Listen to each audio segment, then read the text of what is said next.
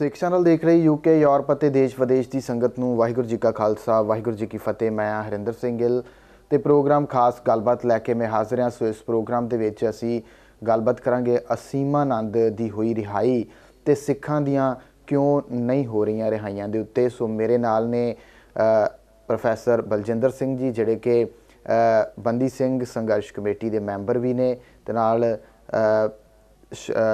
Chief Khalsa Diwan ਦੇ ਵਿੱਚ ਵੀ member ਨੇ। ਸੋ ਉਹਨਾਂ ਨਾਲ ਅਸੀਂ ਗੱਲਬਾਤ ਕਰਦੇ ਹਾਂ ਤੇ ਫਤਿਹ ਦੀ ਸਾਂਝ ਪਾਉਂਦੇ ਹਾਂ। ਪ੍ਰੋਫੈਸਰ ਸਾਹਿਬ ਵਾਹਿਗੁਰੂ ਜੀ ਕਾ ਖਾਲਸਾ ਵਾਹਿਗੁਰੂ ਜੀ ਕਾ ਖਾਲਸਾ ਵਾਹਿਗੁਰੂ ਜੀ ਕੀ ਫਤਿਹ।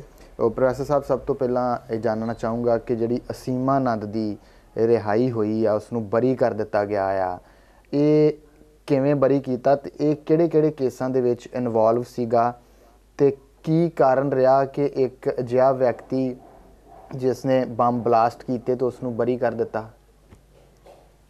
ਵੇਖੋ, ਜੇਕਰ ਅਸੀਂ ਗੱਲ ਕਰੀਏ ਕਿ 2007 ਦੀ ਜੀ 2007 ਦੇ ਵਿੱਚ ਫਰਵਰੀ ਦੇ ਮਹੀਨੇ ਵਿੱਚ ਜੀ ਇੱਕ ਬੰਬ ਬਲਾਸਟ ਸਮਝੌਤਾ ਐਕਸਪ੍ਰੈਸ ਵਿੱਚ ਹੁੰਦਾ ਜੀ ਜਿਹਦੇ ਵਿੱਚ ਕਿ 68 ਦੇ ਕਰੀਬ ਵਿਅਕਤੀ ਮਾਰੇ ਜਾਂਦੇ ਨੇ ਜੀ ਤੇ ਤਕਰੀਬਨ 50 ਦੇ ਕਰੀਬ ਜ਼ਖਮੀ ਹੁੰਦੇ ਨੇ। ਉਹਦੇ ਬਾਅਦ ਮਈ 2007 ਵਿੱਚ ਜੀ ਇੱਕ ਦੂਜਾ ਬੰਬ ਬਲਾਸਟ ਹੁੰਦਾ ਹੈ ਜੀ ਔਰ ਉਸ ਬੰਬ ਬਲਾਸਟ ਜਿਹੜਾ ਹੈ ਉਹ ਮੱਕਾ ਮਸਜਿਦ ਹੈਦਰਾਬਾਦ ਵਿਖੇ ਹੁੰਦਾ ਹੈ ਜੀ ਤੇ ਤੀਸਰਾ ਇੱਕ ਬੰਬ ਬਲਾਸਟ ਜਿਹੜਾ ਹੁੰਦਾ ਅਕਤੂਬਰ 2007 ਵਿੱਚ ਹੁੰਦਾ ਹੈ ਜੀ ਔਰ ਉਹ ਅਜਮੇਰ ਸ਼ਰੀਫ ਦੀ ਥਾਂ ਤੇ ਹੁੰਦਾ ਹੈ ਜੀ। ਇਹਦਾ ਮਤਲਬ ਹੋ ਗਿਆ 2007 ਦੇ ਵਿੱਚ 3 ਬੰਬ ਬਲਾਸਟ ਜਿਹੜੇ ਨੇ ਉਹ ਮਾਈਨੋਰਿਟੀਜ਼ ਦੇ ਨਾਲ ਸੰਬੰਧਿਤ ਉਹਨਾਂ ਦੀਆਂ ਥਾਵਾਂ ਤੇ ਮੁਸਲਿਮਸ ਨੂੰ ਟਾਰਗੇਟ ਕਰਕੇ ਕੀਤੇ ਜਾ ਰਹੇ ਨੇ ਜੀ। ਔਰ ਉਹ ਜਿਹੜੇ ਬੰਬ ਬਲਾਸਟ ਹੋਏ ਨੇ ਉਹਨਾਂ ਵਿੱਚ ਕੁੱਲ ਮਿਲਾ ਕਰਕੇ ਤਿੰਨੋਂ ਬੰਬ ਬਲਾਸਟ ਦੇ ਵਿੱਚ ਤਕਰੀਬਨ 80 ਦੇ ਕਰੀਬ ਵਿਅਕਤੀ ਮਰਦੇ ਨੇ ਜੀ ਤੇ ਲਗਭਗ 125 ਬੰਦਾ ਜਿਹੜਾ ਜ਼ਖਮੀ ਹੁੰਦਾ ਹੈ। ਹੋਰ ਉਹ 'ਚ ਕਾਮਨ ਗੱਲ ਇਹ ਹੈ ਕਿ ਤਿੰਨੋਂ ਬੰਬ ਬਲਾਸਟ ਦੀ ਇਨਵੈਸਟੀਗੇਟਿੰਗ ਏਜੰਸੀ ਜੀ ਅਲਟੀਮੇਟਲੀ ਜਿਹੜੀ ਹੈ ਉਹ NIA ਹੈ, ਨੈਸ਼ਨਲ ਇਨਵੈਸਟੀਗੇਸ਼ਨ ਏਜੰਸੀ ਜੀ, ਜੋ ਕਿ ਸਭ ਤੋਂ ਸੁਪਰੀਮ ਏਜੰਸੀ ਮੰਨੀ ਜਾਂਦੀ ਹੈ। ਉਹ ਤਿੰਨੋਂ ਕੇਸਿਸ ਦੇ ਵਿੱਚ ਜੀ ਐਸ ਪਰ ਦਾ ਰਿਪੋਰਟਸ ਜੀ RSS ਦੇ ਇੱਕ ਐਕਸ ਵਰਕਰ ਜੀ ਅਸੀਮਾਨੰਦ ਦੀ ਇਨਵੋਲਵਮੈਂਟ ਹੈ। ਉਹਦੇ ਨਾਲ ਉਹਦੀ ਟੀਮ ਕੰਮ ਕਰ ਰਹੀ ਹੈ। ਜੀ ਕਿਸੇ ਥਾਂ ਤੇ 10 ਬੰਦੇ ਇਨਵੋਲਵ ਨੇ, ਕਿਸੇ ਥਾਂ ਤੇ 8 ਬੰਦੇ ਇਨਵੋਲਵ ਨੇ। ਇਸ ਤਰੀਕੇ ਦੇ ਨਾਲ ਹਰ ਬੰਬ ਬਲਾਸਟ ਦੇ ਵਿੱਚ ਇੱਕ ਟੀਮ ਕੰਮ ਕਰ ਰਹੀ ਹੈ ਜੀ। ਔਰ ਉਸ ਟੀਮ ਦੇ ਵਿੱਚ 2 ਵਿਅਕਤੀ ਬੜੇ ਕਾਮਨ ਨੇ। ਇੱਕ ਤਾਂ ਹੈਗਾ ਸੁਨੀਲ ਜੋਸ਼ੀ ਜੋ ਕਿ ਬੰਬ ਬਲਾਸਟ ਦੇ ਬਾਅਦ ਬੜੇ ਮਿਸਟੀਰੀਅਸ ਤੇ ਬੜੇ ਹੀ ਹੈਰਾਨਗੀਜਨਕ ਹਾਲਾਤਾਂ ਦੇ ਵਿੱਚ ਜਿਹਨੂੰ ਮਾਰਤਾ ਜਾਂਦਾ ਤੇ ਇੱਕ ਅਸੀਮਾਨੰਦ ਹੈ ਜੀ। ਅਸੀਮਾਨੰਦ RSS ਦਾ ਵਰਕਰ ਹੈ ਜੀ, ਉਹ ਵੀ ਵਿੱਚ ਇਨਵੋਲਵਡ ਹੈ। ਇਹ ਤਿੰਨੋਂ ਬੰਬ ਬਲਾਸਟਾਂ ਦੇ ਵਿੱਚ ਜਿਹੜਾ ਹੈ ਅਸੀਮਾਨੰਦ ਬਰੀ ਕਰਤਾ ਜਾਂਦਾ ਜੀ। ਹੋਰ ਤਿੰਨੋਂ ਬੰਬ ਬਲਾਸਟ ਦੇ ਵਿੱਚੋਂ ਜਿਹੜਾ ਸਭ ਤੋਂ ਸੰਗੀਨ ਜਿਹੜਾ ਬੰਬ ਬਲਾਸਟ ਸੀਗਾ ਉਹ ਸਮਝੌਤਾ ਐਕਸਪ੍ਰੈਸ ਵਾਲਾ ਸੀਗਾ 18 ਫਰਵਰੀ 2007 ਵਾਲਾ, ਜਿਹੜੀ ਕਿ ਟ੍ਰੇਨ ਦਿੱਲੀ ਤੋਂ ਪਾਕਿਸਤਾਨ ਜਾਣੀ ਸੀਗੀ ਜੀ। ਹੋਰ ਇਹ ਪਾਣੀਪਤ ਦੇ ਲਾਗੇ ਬਲਾਸਟ ਹੁੰਦਾ ਜੀ। ਔਰ ਉਸ ਬਲਾਸਟ ਦੇ ਵਿੱਚ 2 ਬੋਗੀਆਂ ਜੀ ਬਿਲਕੁਲ ਸੜ ਕੇ ਸੁਆਹ ਹੁੰਦੀਆਂ ਨੇ।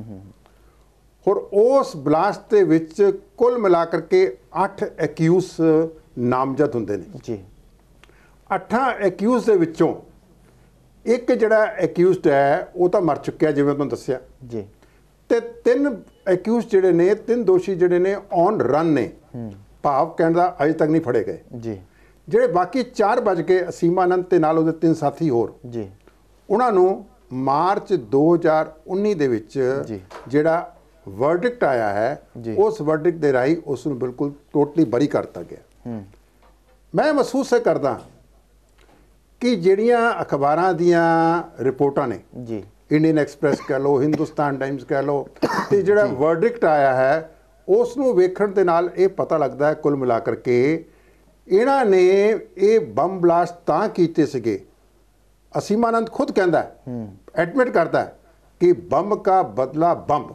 ਅੱਛਾ। ਕਿਉਂਕਿ ਉਹ ਕਹਿੰਦਾ ਹੈ ਕਿ ਬਈ ਮੁਸਲਿਮ ਟੈਰਰ ਨੇ ਸਾਡੇ ਮੰਦਿਰਾਂ ਦੇ ਬਾਹਰ, ਅਕਸ਼ੇ ਧਾਮ ਦੇ ਬਾਹਰ, ਜੀ, ਮੰਦਿਰ ਦੇ ਬਾਹਰ ਜੀ, ਸੰਕਟ ਮੋਚਨ ਮੰਦਿਰ ਹੈ ਉਹਦੇ ਬਾਹਰ ਜੀ ਮੰਦਿਰਾਂ ਦੇ ਬਾਹਰ ਇਹਨਾਂ ਨੇ ਮੁਸਲਿਮਸ ਨੇ ਬੰਬ ਬਲਾਸਟ ਕਰਕੇ ਸਾਡੇ ਬੰਦੇ ਮਾਰੇ ਸੀਗੇ ਜੀ ਤੇ ਅਸੀਂ ਹੁਣ ਸੈਫਰਨ ਟੈਰਰ ਦੇ ਟੈਗ ਹੇਠ ਬੰਬ ਦਾ ਬਦਲਾ ਬੰਬ ਦੇ ਰਾਹੀਂ ਅਸੀਂ ਹੁਣ ਇਹਨਾਂ ਦੇ ਬੰਦੇ ਮਾਰਨੇ ਨੇ। ਉਹਦੀ ਕਨਫੈਸ਼ਨਲ ਸਟੇਟਮੈਂਟ ਨਿਊਜ਼ਪੇਪਰ 'ਚ ਆ ਚੁੱਕੀਆਂ ਨੇ ਜੀ ਹੋਰ ਉਹਨੇ ਐਡਮਿਟ ਕੀਤਾ ਹੈ ਜੀ ਹੋਰ ਉਹਦੇ ਬਾਵਜੂਦ ਵੀ ਉਹ ਬੰਦਾ ਜਿਹੜਾ ਹੈ ਉਹਦੇ ਉੱਤੇ ਸਰਕਾਰ ਕਹਿੰਦੀ ਹੈ ਕਿ ਭਾਈ ਇਸ ਦੇ ਪ੍ਰਤੀ ਤੁਸੀਂ ਸੌਫਟ ਚਲੋ। ਅਸੀਮਾਨੰਦ ਐਂਡ ਪਾਰਟੀ ਦੇ ਪ੍ਰਤੀ ਏਜੰਸੀ ਨੂੰ ਕਿਹਾ ਜਾਂਦਾ ਏਜੰਸੀ ਨੂੰ ਕਿਹਾ ਜਾਂਦਾ NIA ਨੂੰ ਜੀ ਤੁਸੀਂ ਸੌਫਟ ਚਲੋ। ਉਹ ਸੌਫਟ ਚੱਲਦੇ ਚੱਲਦੇ ਕੀ ਹੈ ਕਿ ਜਿਹੜਾ ਪ੍ਰੋਸੀਕਿਊਸ਼ਨ ਏਜੰਸੀ NIA ਹੈ ਜੀ ਉਹ ਇੰਨੀ ਸੌਫਟ ਚੱਲਦੀ ਹੈ ਕਿ ਬੰਦੇ ਸਾਰੇ ਕਨਫੈਸ਼ਨਲ ਸਟੇਟਮੈਂਟ ਦੇਣ ਦੇ ਬਾਵਜੂਦ ਵੀ ਜੀ ਇਹ ਬੰਦੇ ਬਰੀ ਹੋ ਜਾਂਦੇ ਨੇ। ਕਿਹੜੀ ਅਦਾਲਤ ਦੇ ਵਿੱਚ ਕੇਸ ਚੱਲਦਾ ਤੇ ਕੀ ਫਿਰ ਜਿਸ ਤਰ੍ਹਾਂ ਸੌਫਟ ਚੱਲਣ ਦੀ ਗੱਲ ਹੋਈ ਆ ਕਿ ਸੌਫਟ ਇੰਨਾ ਕੁ ਚੱਲਿਆ ਗਿਆ ਕਿ ਅਦਾਲਤ ਤੱਕ ਪੂਰੀ ਉਹ ਗੱਲ ਹੀ ਨਹੀਂ ਪਹੁੰਚੀ ਕਿ ਇਹ ਬੰਦੇ ਇਨਵੋਲਵ ਸੀਗੇ? ਦੇਖੋ ਤੁਸੀਂ ਹੈਰਾਨ ਹੋਵੋਗੇ ਜੀ ਕਿ ਜਿਹੜਾ 68 ਬੰਦੇ ਜਿਹੜੇ ਮਰੇ ਨੇ ਜੀ। ਸਮਝੌਤਾ ਐਕਸਪ੍ਰੈਸ ਵਿੱਚ ਜੀ ਇਹਨਾਂ ਦੀ ਜਿਹੜੀ ਅਦਾਲਤ ਸੀਗੀ ਉਹ NIA ਦੀ CBI ਦੀ ਵਿਸ਼ੇਸ਼ ਅਦਾਲਤ ਸੀਗੀ ਜੀ ਜਿਹਦਾ ਕਿ ਜੱਜ ਸੀਗਾ ਜਗਦੀਪ ਸਿੰਘ ਪੰਚਕੂਲਾ ਅਦਾਲਤ ਪੰਚਕੂਲਾ ਵਾਲੀ। ਜੀ ਹੋਰ ਉਸ ਜੱਜ ਨੇ ਗੁਰਮੀਤ ਰਾਮ ਰਹੀਮ ਨੂੰ ਟੰਗਿਆ ਜੀ ਸਜ਼ਾ ਦਿੱਤੀ ਹੈ। ਜੱਜ ਦੀ ਇੰਟੈਗ੍ਰਿਟੀ ਤੇ ਮੈਂ ਸ਼ੱਕ ਨਹੀਂ ਕਰ ਰਿਹਾ ਕਿਉਂਕਿ ਜੱਜ ਦੀ ਖੁਦ ਸਟੇਟਮੈਂਟ ਹੈ। ਉਹਨੇ ਕਿਹਾ ਕਿ ਜਿਹੜੀ ਪ੍ਰੋਸੀਕਿਊਟਿੰਗ ਏਜੰਸੀ ਹੈ ਉਸ ਨੇ ਇਸ ਕੇਸ ਦੀ ਵਧੀਆ ਤਰੀਕੇ ਨਾਲ ਪੈਰਵੀ ਨਹੀਂ ਕੀਤੀ। ਜੀ ਨਤੀਜਾ ਕੀ ਹੈ ਕਿ ਜਦ ਲੈਕ ਆਫ ਪ੍ਰੂਫ ਹੋਣਗੇ ਲੈਕ ਆਫ ਐਵੀਡੈਂਸ ਹੋਣਗੇ ਤਾਂ ਨੈਚੁਰਲੀ ਦੋਸ਼ੀ ਜਿਹੜਾ ਹੈ ਉਹ ਬਰੀ ਹੋ ਜਾਏਗਾ ਜੀ। ਇਹ ਗੱਲ ਹੈ ਜੀ ਜੀ ਜੀ ਇਹ ਫਿਰ ਤਿੰਨਾਂ ਬੰਬ ਬਲਾਸਟਾਂ ਦੇ ਵਿੱਚ ਇਨਵੋਲਵ ਰਿਹਾ ਵਿਅਕਤੀ ਆ ਇਹ ਇੰਨੇ ਕੁ ਸਮੇਂ ਦੇ ਵਿੱਚ ਹੀ ਜਿਹੜਾ ਆ ਉਹ 7 ਦੀ ਗੱਲ ਕੀਤੀ ਜਾਵੇ ਤਾਂ ਹੁਣ 2019 ਆ ਇੰਨੇ ਸਮੇਂ ਦੇ ਵਿੱਚ ਉਹ ਬਾਹਰ ਆ ਗਿਆ ਹੁਣ ਪੱਕੇ ਤੌਰ ਦੇ ਉੱਤੇ ਉਹ ਬਰੀ ਹੋ ਗਿਆ ਹੈ ਜਾਂ ਅਜੇ ਵੀ ਜੇਕਰ ਕੋਈ ਚਾਹੇ ਤਾਂ ਉਸ ਦੇ ਖਿਲਾਫ ਅੱਗੇ ਵੀ ਕਿਤੇ ਕੇਸ ਚਲਾਇਆ ਜਾ ਸਕਦਾ? ਦੇਖੋ NIA ਨੇ ਇੱਕ ਸਟੇਟਮੈਂਟ ਦਿੱਤੀ ਹੈ ਲਗਭਗ ਤਿੰਨੋਂ ਕੇਸਾਂ ਦੀ ਜਜਮੈਂਟ ਦੇ ਵਿੱਚ ਜੀ। ਮੈਂ ਕਲੀਅਰ ਕਰ ਦਿਆਂ ਕਿ ਜਿਹੜੇ ਕਿ ਸਮਝੌਤਾ ਐਕਸਪ੍ਰੈਸ ਹੈ ਇਹਦਾ ਵਰਡਿਕਟ ਆਇਆ ਮਾਰਚ 2019 ਵਿੱਚ ਜੀ ਤੇ ਜਿਹੜਾ ਬਲਾਸਟ ਹੋਇਆ ਸੀ ਅਜਮੇਰ ਵਾਲਾ ਜੀ ਅਤੇ ਜਿਹੜਾ ਬਲਾਸਟ ਹੋਇਆ ਸੀਗਾ ਮੱਕਾ ਮਸਜਿਦ ਵਾਲਾ ਉਹਨਾਂ ਬਲਾਸਟਾਂ ਦੇ ਜਜਮੈਂਟ ਜਿਹੜੀਆਂ 2018 ਵਿੱਚ ਆ ਚੁੱਕੀਆਂ ਨੇ ਜੀ ਹਾਂਜੀ। ਲੇਕਿਨ ਮੈਂ ਇਹ ਮਹਿਸੂਸ ਕਰਦਾ ਹਾਂ ਜੀ ਕਿ ਇਹ ਇੱਕ ਪ੍ਰਕਾਰ ਦੇ ਨਾਲ ਹਿੰਦੂ ਟੈਰਰ ਦੇ ਹੇਠ ਮਾਈਨੋਰਿਟੀਜ਼ ਦੇ ਵਿੱਚ ਇੱਕ ਟੈਰਰ ਪਾਉਣ ਵਾਸਤੇ ਜੇਕਰ ਅਸੀਂ ਇਹ ਮਹਿਸੂਸ ਕਰਦੇ ਹਾਂ ਇੰਡੀਆ ਵਿੱਚ ਇੱਥੇ ਬੈਠੇ ਜੀ ਕਿ ਮੁਸਲਿਮਸ ਦਾ ਇੱਕ ਟੈਰਰ ਇਮੇਜ ਜੀ ਮਜ਼ੂਰ ਅਹਿਮਦ ਜਿਹੜਾ ਹੈ ਉਹ ਪਾਕਿਸਤਾਨ 'ਚ ਬੈਠਾ ਹੈ ਜੀ ਹੈ ਜੀ ਤੇ ਜਿਹਦਾ ਕਿ ਖੌਫ ਇੰਡੀਆ ਨੂੰ ਹੈ। ਮੈਂ ਮਹਿਸੂਸ ਕਰਦਾ ਕਿ ਹਿੰਦੂ ਟੈਰਰ ਦੀ ਵੀ ਇੱਕ ਇਮੇਜ ਜੀ ਜਿਹੜਾ ਹੈ ਅਸੀਮਾਨੰਦ ਦੇ ਰੂਪ ਦੇ ਵਿੱਚ ਜੀ ਜਿਹਨੇ ਕਿ 80 ਤੋਂ ਵੱਧ ਬੰਦੇ ਮਾਰੇ ਨੇ ਜੀ 125 ਤੋਂ ਵੱਧ ਬੰਦੇ ਜ਼ਖਮੀ ਕੀਤੇ ਨੇ ਉਹ ਵੀ ਇੱਕ ਟੈਰਰ ਜਿਹੜਾ ਹੈ ਮਾਈਨੋਰਿਟੀਜ਼ ਵਾਸਤੇ ਇੱਕ ਡਰ ਤੇ ਭੈ ਦਾ ਇੱਕ ਇਮੇਜ ਜਿਹੜੀ ਹੈ ਉਹ ਐਗਜ਼ਿਸਟ ਕਰਦੀ ਹੈ। ਜੀ ਪ੍ਰੋਫੈਸਰ ਸਾਹਿਬ ਕੀ ਗਾਰੰਟੀ ਹੈ ਕਿ ਇਸ ਵਿਅਕਤੀ ਨੂੰ ਛੱਡ ਦਿੱਤਾ ਗਿਆ ਆ ਹੁਣ ਤੇ ਅੱਗੇ ਉਹ ਅਜਿਹੀਆਂ ਸਾਜ਼ਿਸ਼ਾਂ ਨਹੀਂ ਰਚੇਗਾ? ਹੁਣ ਨੇ ਜੋ ਕਰਨਾ ਸੀ ਕਰ ਦਿੱਤਾ ਉਸ ਨੂੰ ਛੱਡ ਤਾਂ ਦਿੱਤਾ ਗਿਆ ਬਰੀ ਕਰ ਦਿੱਤਾ ਗਿਆ ਹੋ ਸਕਦਾ ਆਉਣ ਵਾਲੇ ਸਮੇਂ ਦੇ ਵਿੱਚ ਫਿਰ ਕਿਸੇ ਸਾਜ਼ਿਸ਼ ਨੂੰ ਅੰਜਾਮ ਦਿੱਤਾ ਜਾਵੇ ਉਸ ਵੱਲੋਂ?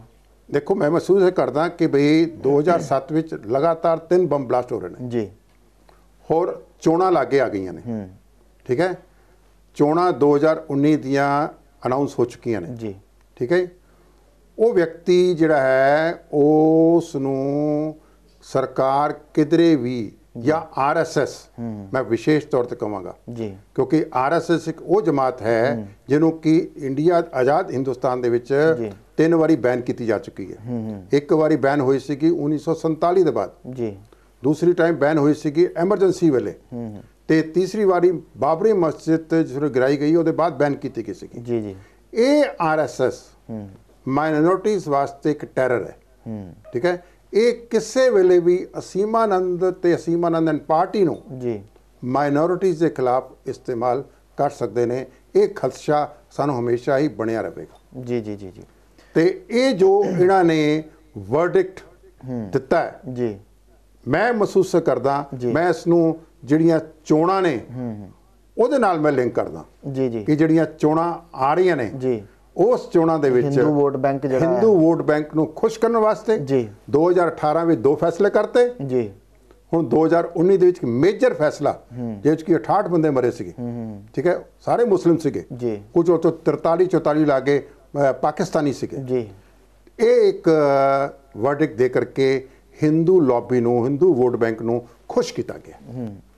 ਪ੍ਰੋਫੈਸਰ ਸਾਹਿਬ, ਬੜੀ ਹੈਰਾਨਗੀ ਹੁੰਦੀ ਆ ਜਦੋਂ ਅਜਿਹਾ ਇੱਕ ਵਿਅਕਤੀ ਜਿਹੜਾ ਬੰਬ ਬਲਾਸਟ ਦੇ ਵਿੱਚ ਇਨਵੋਲਵ ਰਿਹਾ ਹੋਵੇ ਤਾਂ ਉਸ ਨੂੰ ਬਰੀ ਕਰ ਦਿੱਤਾ ਜਾਂਦਾ ਆ, ਪਰ ਕੁਝ ਇਸ ਤਰ੍ਹਾਂ ਦੀਆਂ ਗੱਲਾਂ ਜਦੋਂ ਸਾਹਮਣੇ ਆਉਂਦੀਆਂ ਨੇ, ਨਵਾਂ ਸ਼ਹਿਰ ਦੀ ਗੱਲ ਕੀਤੀ ਜਾਵੇ ਤਾਂ 3 ਸਿੱਖ ਨੌਜਵਾਨ ਲੜਕੇ ਅਰਵਿੰਦਰ ਸਿੰਘ, ਸੁਰਜੀਤ ਸਿੰਘ ਤੇ ਰਣਜੀਤ ਸਿੰਘ, ਉਹਨਾਂ ਨੂੰ ਫੜ ਲਿਆ ਜਾਂਦਾ ਆ। ਉਹਨਾਂ ਦੇ ਕੋਲ ਕੁਝ ਲਿਟਰੇਚਰ ਜਿਹੜਾ ਆ ਉਹ ਕਿਹਾ ਜਾਂਦਾ ਕਿ ਇਤਰਾਜ਼ਯੋਗ ਲਿਟਰੇਚਰ ਸੀਗਾ ਉਹਨਾਂ ਦੇ ਕੋਲ, ਇਹਨਾਂ ਦੇ ਲਿੰਕ ਸੀਗੇ ਬਾਹਰ, ਇਸ ਤਰ੍ਹਾਂ ਦੀਆਂ ਗੱਲਾਂ ਕਰਕੇ ਤਾਂ ਉਹਨਾਂ ਨੂੰ ਉਮਰ ਕੈਦ ਦੀ ਸਜ਼ਾ ਦੇ ਦਿੱਤੀ ਜਾਂਦੀ ਆ।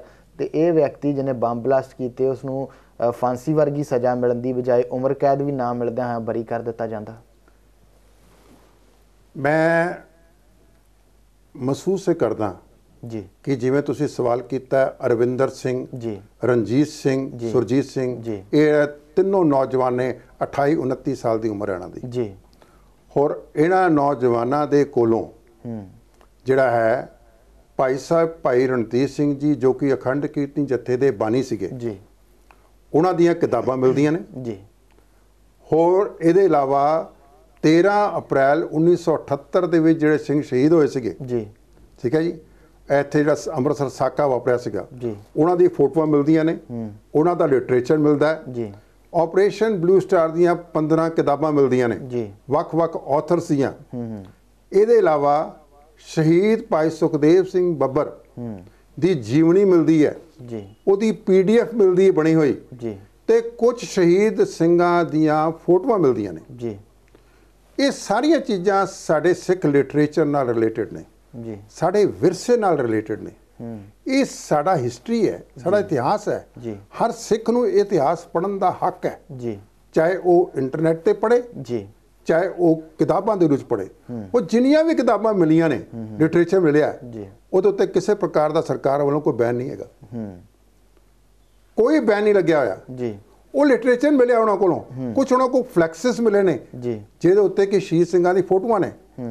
ਉਹਨਾਂ ਕੋਲੋਂ ਕਿਸੇ ਪ੍ਰਕਾਰ ਦਾ ਕੋਈ ਅਸਲਾ, ਬਾਰੂਦ ਜਾਂ ਕਿਸੇ ਪ੍ਰਕਾਰ ਦੀ ਹੋਰ ਕੋਈ ਗੈਰ ਜਿਹੜੀ ਹੈ ਸਮੱਗਰੀ ਨਹੀਂ ਮਿਲੀ। ਜੀ ਹੋਰ ਉਹਨਾਂ ਨੇ ਕੋਈ ਐਕਸ਼ਨ ਵੀ ਨਹੀਂ ਕੀਤਾ ਹੋਇਆ, ਕੋਈ ਬੰਦੇ ਵੀ ਨਹੀਂ ਮਾਰੇ ਹੋਏ। ਇਹਨਾਂ ਦੇ ਉੱਤੇ ਫਿਰ ਕਿਹੜੀ ਧਾਰਾ ਦੇ ਤਹਿਤ ਕੇਸ ਕੀਤਾ ਗਿਆ? ਇਹਨਾਂ ਉੱਤੇ IPC ਦੀ ਜੀ ਧਾਰਾ 121 ਜੀ ਤੇ 121A ਜੀ ਅਤੇ ਅਨਲॉफुल ਐਕਟੀਵਿਟੀਜ਼ ਐਕਟ ਪ੍ਰੀਵੈਂਸ਼ਨ ਐਕਟ 1967 ਜੀ ਦੀਆਂ ਧਾਰਾਵਾਂ ਲਗਾ ਕਰਕੇ ਇਹਨਾਂ ਉੱਤੇ ਦੋਸ਼ ਲਗਾਇਆ ਗਿਆ ਜੀ। ਕਿ ਇਹਨਾਂ ਨੇ ਵੇਜਿੰਗ ਆਫ ਵਾਰ, ਜੀ ਮਤਲਬ ਇੱਕ ਮੁਲਕ ਦੇ ਅਗੇਂਸਟ ਜੀ ਜੰਗ ਛੇੜਨ ਦਾ ਇਲਜ਼ਾਮ।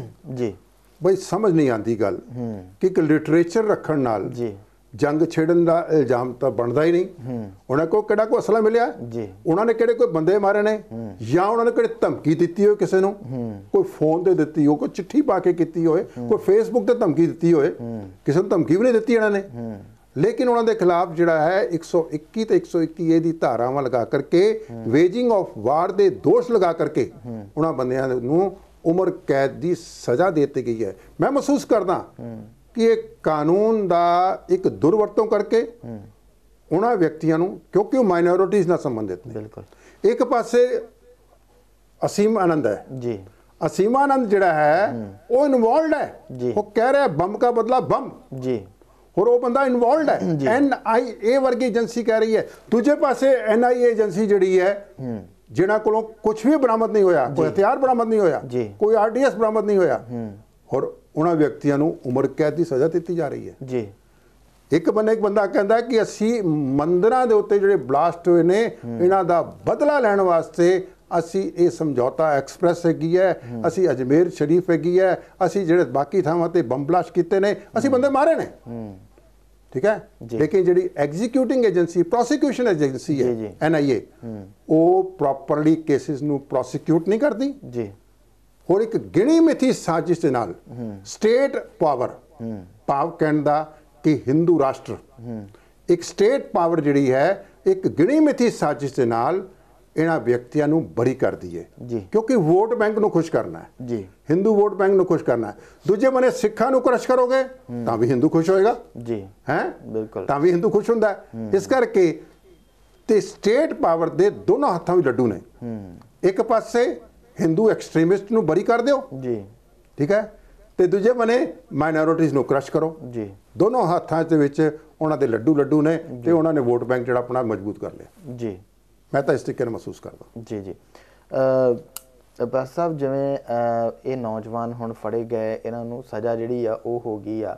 ਕੁਝ ਕੁ ਦਿਨ ਜਿਹੜੇ ਲੋਕ ਨੇ ਉਹ ਆਵਾਜ਼ ਉਠਾਉਂਦੇ ਆ, ਜਥੇਬੰਦੀਆਂ ਆਵਾਜ਼ ਉਠਾਉਂਦੀਆਂ ਨੇ, ਪਰ ਜੇਕਰ ਗੱਲ ਕੀਤੀ ਜਾਵੇ ਹੁਣ ਦੀ ਤਾਂ ਹੁਣ ਕੀ ਸਿਚੁਏਸ਼ਨ ਆ, ਅੱਗੇ ਕਿੱਧਰ ਨੂੰ ਇਹ ਕੇਸ ਜਿਹੜਾ ਜਾ ਰਿਹਾ ਆ ਤੇ ਕਿਵੇਂ ਇਸ ਕੇਸ ਨੂੰ ਜਿਹੜਾ ਆ ਉਹ ਹੈਂਡਲ ਕੀਤਾ ਜਾਵੇਗਾ? ਕੀ ਕੋਈ ਚਾਂਸਸ ਹੈਗੇ ਆ ਕਿ ਇਹ ਵੀ ਬਰੀ ਹੋ ਸਕਣਗੇ ਨੌਜਵਾਨ? ਦੇਖੋ ਇਹਦੇ ਬਾਰੇ ਮੈਂ ਕਲੀਅਰ ਕਰ ਦਿਆਂ ਜੀ ਕਿ ਯੂਕੇ ਦੀ ਇੱਕ ਜਥੇਬੰਦੀ ਸਿੱਖ ਰਿਲੀਫ ਹੈ ਜੀ। ਸਿੱਖ ਰਿਲੀਫ ਨੇ ਇਹਨਾਂ ਤਿੰਨਾਂ ਮੁੰਡਿਆਂ ਦਾ ਕੇਸ ਲੜਿਆ ਜੀ ਅਦਾਲਤੀ ਤੌਰ ਤੇ ਵੀ ਸਾਰੇ ਖਰਚੇ ਕੀਤੇ ਨੇ। ਜੀ ਇਹਨਾਂ ਦੇ ਪਰਿਵਾਰਾਂ ਨੂੰ ਵੀ ਇਹਨਾਂ ਨੇ ਜਾ ਕਰਕੇ ਮਦਦ ਕੀਤੀ ਹੈ। ਉਹ ਪੈਰਵੀ ਕਰ ਰਹੇ ਨੇ ਜੀ। ਉਹਨਾਂ ਨੇ ਟ੍ਰਾਇਲ ਕੋਰਟ ਦੇ ਵਿੱਚ ਵੀ ਪੈਰਵੀ ਕੀਤੀ।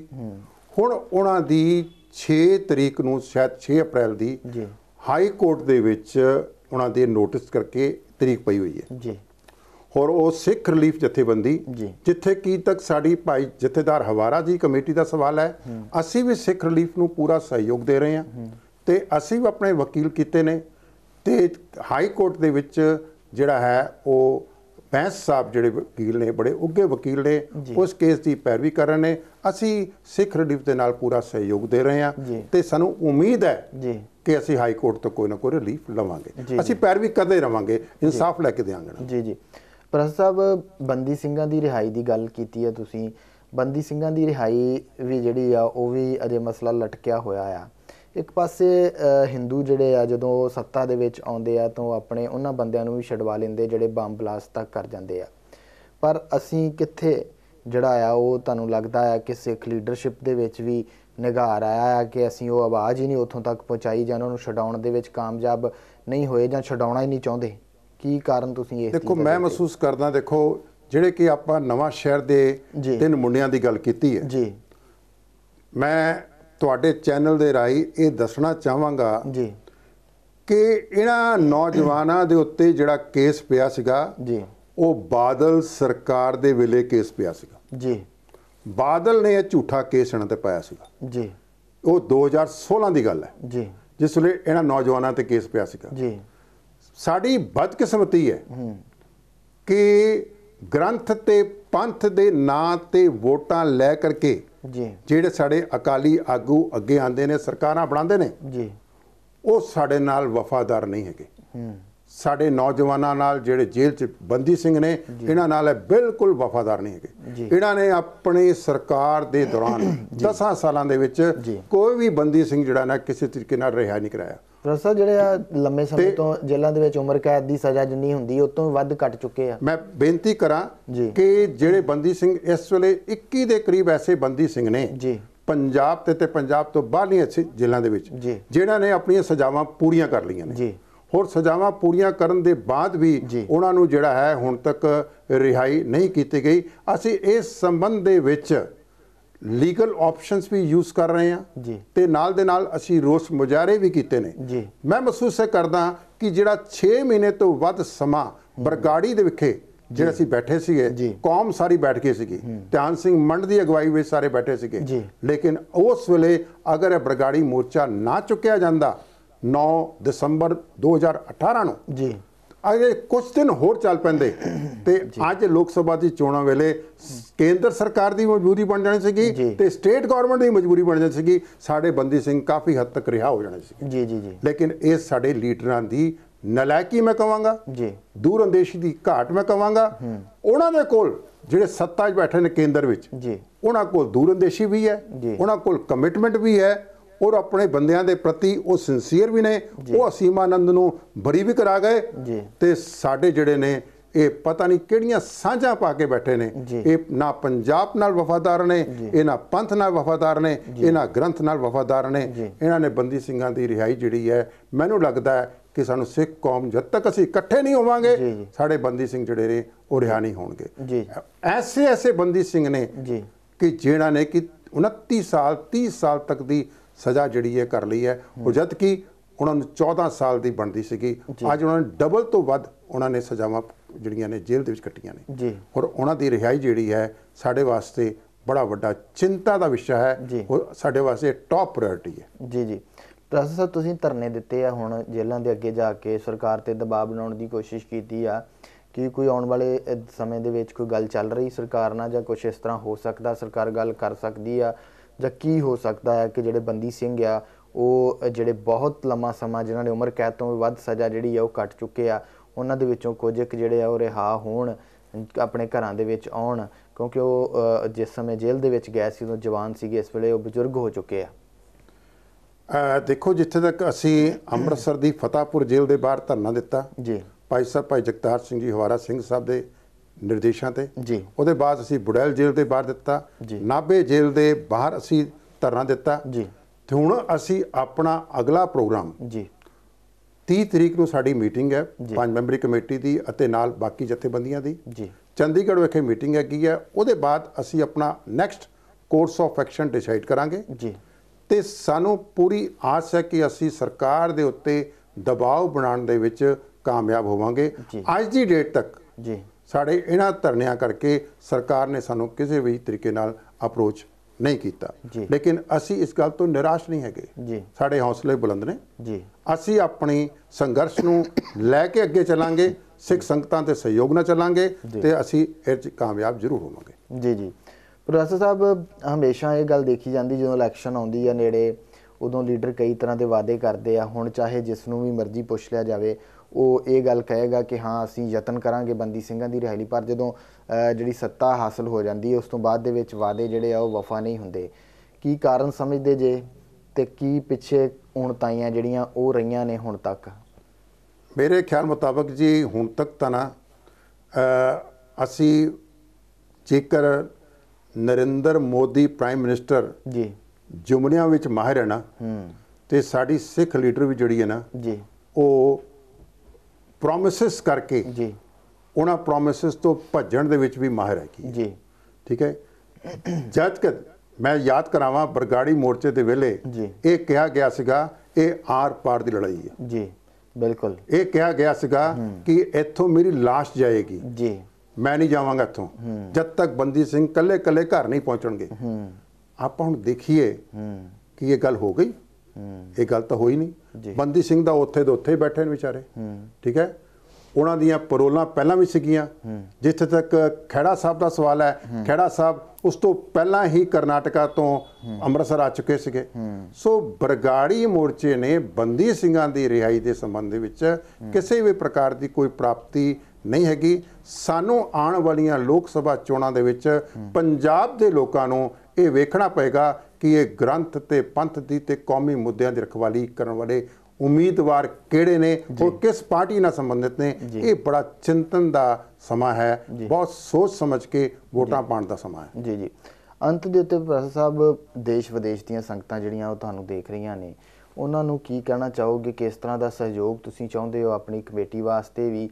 ਤੇ ਸੰਗਤਾਂ ਨੇ ਪਹਿਲਾਂ ਵੀ ਬੜਾ ਬਰਗਾੜੀ ਮੋਰਚੇ ਦੇ ਸਮੇਂ ਵੀ ਬੜਾ ਸਹਿਯੋਗ ਜਿਹੜਾ ਉਹ ਦਿੱਤਾ ਸੀਗਾ, ਤੇ ਸੰਗਤਾਂ ਹਮੇਸ਼ਾ ਹੀ ਤਿਆਰ ਰਹਿੰਦੀਆਂ ਨੇ ਕਿ ਕੋਈ ਚੰਗਾ ਕੰਮ ਜਿਹੜਾ ਹੋਵੇ, ਬੰਦੀ ਸਿੰਘ ਘਰ ਆਉਣ ਜਾਂ ਕੋਈ ਹੋਰ ਸਿੱਖਾਂ ਨੂੰ ਲੈ ਕੇ ਕੋਈ ਅੱਛਾ ਕਦਮ ਚੁੱਕਿਆ ਜਾਵੇ। ਸੋ ਤੁਸੀਂ ਕੀ ਕਹਿਣਾ ਚਾਹੁੰਦੇ ਹੋ? ਮੈਂ ਸਿੱਖ ਚੈਨਲ ਦੇ ਜਿਹੜੇ ਸਰੋਤੇ ਨੇ, ਦਰਸ਼ਕ ਨੇ, ਇਹ ਮੈਂ ਇਸ ਮਾਧਿਅਮ ਦੇ ਰਾਹੀਂ ਇਹ ਬੇਨਤੀ ਕਰਨਾ ਚਾਹਾਂਗਾ ਕਿ ਸਿੰਘ ਸਾਹਿਬ ਭਾਈ ਜਥੇਦਾਰ ਜਗਤਾਰ ਸਿੰਘ ਜੀ ਹਵਾਰਾ ਬੜੇ ਦ੍ਰਿੜ ਇਰਾਦੇ ਦੇ ਵਿਅਕਤੀ ਨੇ, ਤੇ ਉਹਨਾਂ ਵੱਲੋਂ ਜਿਹੜੀ ਡਿਊਟੀ 5 ਮੈਂਬਰੀ ਕਮੇਟੀ ਦੀ ਲਗਾਈ ਗਈ ਹੈ, ਅਸੀਂ ਪੂਰੀ ਇਮਾਨਦਾਰੀ ਨਾਲ, ਦ੍ਰਿੜਤਾ ਨਾਲ ਦੇਸ਼ ਵਿਦੇਸ਼ ਦੀਆਂ ਸੰਗਤਾਂ ਨੂੰ ਨਾਲ ਲੈ ਕਰਕੇ ਚੱਲਾਂਗੇ।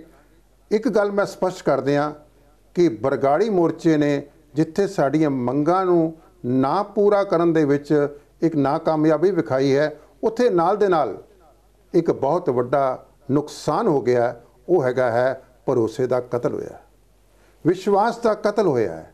ਹੁਣ ਜਿਹੜਾ ਕੋਈ ਵੀ ਕੱਲ ਨੂੰ ਅਗਵਾਈ ਕਰੇਗਾ ਕੌਮ ਦੀ, ਕੌਮ ਨੇ ਬੜੀ ਸੋਚ ਸਮਝ ਕੇ ਉਸ ਨੂੰ ਅਗਵਾਈ ਬਖਸ਼ਣੀ ਹੈ। ਤੋਂ ਸਭ ਤੋਂ ਵੱਡਾ ਜਿਹੜਾ ਭਰੋਸੇ ਦਾ ਕਤਲ ਹੋਇਆ ਬਰਗਾੜੀ ਮੋਰਚੇ ਤੋਂ, ਮੈਂ ਮਹਿਸੂਸ ਕਰਦਾ ਕਿ ਉਸ ਭਰੋਸੇ ਨੂੰ ਰਿਸਟੋਰ ਕਰਨ ਦੇ ਵਿੱਚ, ਉਹਨੂੰ ਦੁਬਾਰਾ ਲਿਆਉਣ ਦੇ ਵਿੱਚ ਥੋੜਾ ਸਮਾਂ ਲੱਗੇਗਾ। ਤੇ ਅਸੀਂ ਭਰੋਸਾ ਦਿਵਾਉਂਦੇ ਹਾਂ ਸਿੰਘ ਸਾਹਿਬ ਭਾਈ ਜਗਤਾਰ ਸਿੰਘ ਜੀ ਹਵਾਰਾ ਦੀ ਅਗਵਾਈ ਦੇ ਵਿੱਚ ਇਹ 5 ਮੈਂਬਰੀ ਕਮੇਟੀ, ਇਹਦਾ ਵਿਸਤਾਰ ਵੀ ਹੋ ਜਾਣਾ ਹੈ ਥੋੜ੍ਹੇ ਦਿਨਾਂ 'ਚ। ਅਸੀਂ ਆਪ ਜੀ ਦੀ ਕੌਮ ਦੀਆਂ ਉਮੀਦਾਂ ਦੇ ਮੁਤਾਬਕ ਅਸੀਂ ਚੱਲਾਂਗੇ, ਸਾਨੂੰ ਸਹਿਯੋਗ ਦੀ ਤੁਹਾਡੇ ਤੋਂ ਆਸ ਹੈਗੀ ਹੈ ਜੀ। ਸੋ ਬਹੁਤ ਬਹੁਤ ਧੰਨਵਾਦ। ਇਹ ਸਨ ਪ੍ਰੋਫੈਸਰ ਬਲਜਿੰਦਰ ਸਿੰਘ ਜੀ, ਜਿਹੜੇ ਕਿ ਜਥੇਦਾਰ ਜਗਤਾਰ ਸਿੰਘ ਹਵਾਰਾ ਹੋਰਾਂ ਵੱਲੋਂ ਬੰਦੀ ਸਿੰਘਾਂ ਦੀ ਰਿਹਾਈ ਵਾਸਤੇ ਤੇ ਹੋਰ ਪੰਥਕ ਕਾਰਜਾਂ ਵਾਸਤੇ ਬਣਾਈ ਗਈ ਕਮੇਟੀ ਦੇ ਮੈਂਬਰ ਵੀ ਨੇ ਤੇ ਨਾਲ ਦੀ ਨਾਲ ਚੀਫ ਖਾਲਸਾ ਦੀਵਾਨ ਦੇ ਵੀ ਮੈਂਬਰ ਨੇ। ਸੋ ਇਹਨਾਂ ਦਾ ਅਸੀਂ ਇਸ ਪ੍ਰੋਗਰਾਮ ਦੇ ਵਿੱਚ ਸ਼ਾਮਲ ਹੋਣ ਤੇ ਸਮੁੱਚੀਆਂ ਗੱਲਾਂ ਜਿਹੜੀਆਂ ਵਿਸਥਾਰਤ ਤੌਰ ਦੇ ਉੱਤੇ ਕਰਨ ਦੇ ਉੱਤੇ ਅਸੀਂ ਧੰਨਵਾਦ ਕਰਦੇ ਹਾਂ ਤੇ ਇਸ ਪ੍ਰੋਗਰਾਮ ਨੂੰ ਇੱਥੇ ਸਮਾਪਤ ਕਰਦੇ ਹਾਂ। ਬੁਲਾਉਂਦੇ ਹਾਂ ਫਤਿਹ। ਵਾਹਿਗੁਰੂ ਜੀ ਕਾ ਖਾਲਸਾ, ਵਾਹਿਗੁਰੂ ਜੀ ਕੀ ਫਤਿਹ।